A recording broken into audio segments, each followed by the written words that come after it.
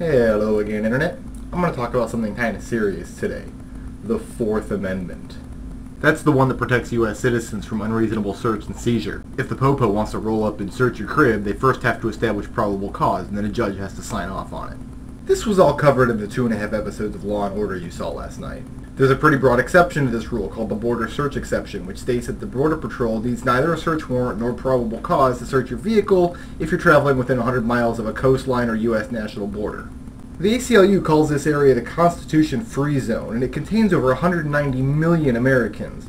This includes the entire states of New Hampshire, Maine, Massachusetts, Connecticut, New Jersey, Rhode Island, Delaware, Maryland, Florida, and Hawaii, as well as Washington, D.C., New York City, Philadelphia, Cleveland, Chicago, Seattle, Houston, and every city that matters in California. The idea behind the border search exception is that the Border Patrol needs the extra leeway in order to capture drug traffickers and illegal immigrants, which might slip by them if they had to adhere to the stricter probable cause standards. I bring all this up because there's a guy named Steve who's had a couple of run-ins with the Border Patrol, the most recent of which ended up with him getting tased, dragged out of his car, and then getting 11 stitches in his head.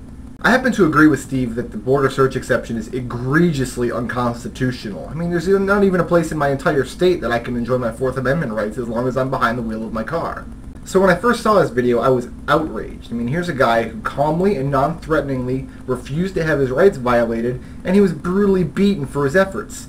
Unbelievable. But then I clicked over onto some of Steve's other videos, one of which is an earlier encounter with Border Patrol in which he refuses to provide identification, roll down his windows, or even answer basic simple questions from law enforcement officers.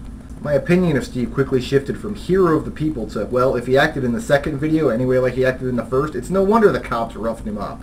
I mean, seriously, Steve, after a couple minutes of watching you not even extend the most basic civil courtesies to these officers who were just doing their job, I kind of wanted to tase you. Now, I'm not saying Steve got what he deserves. Nobody deserves to go through an ordeal like that. I'm just saying I don't feel sorry for a guy who pokes the hot oven and then cries about it when he gets burned. Like it or lump it, the law is the law, and for right now, the law includes the border search exception. Is it a stupid law? Absolutely. But the Border Patrol didn't write it. They merely enforce it. All 27 minutes of that constitutional rage was directed at entirely the wrong people. It's kind of like screaming at the poor cashier at McDonald's because someone raised the price of chicken nuggets. There's a time and place to get rid of unconstitutional laws, but it's not on the side of the road, and it's not on a border checkpoint, and it certainly isn't on YouTube. It happens in courtrooms, in voting booths, in letters to your congressman. It's important to stand up for your rights, but it's also important to not be foolish about it.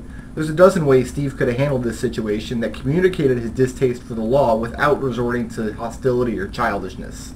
But that's just my take on it, and I'm one of those pinko kame atheist liberal types.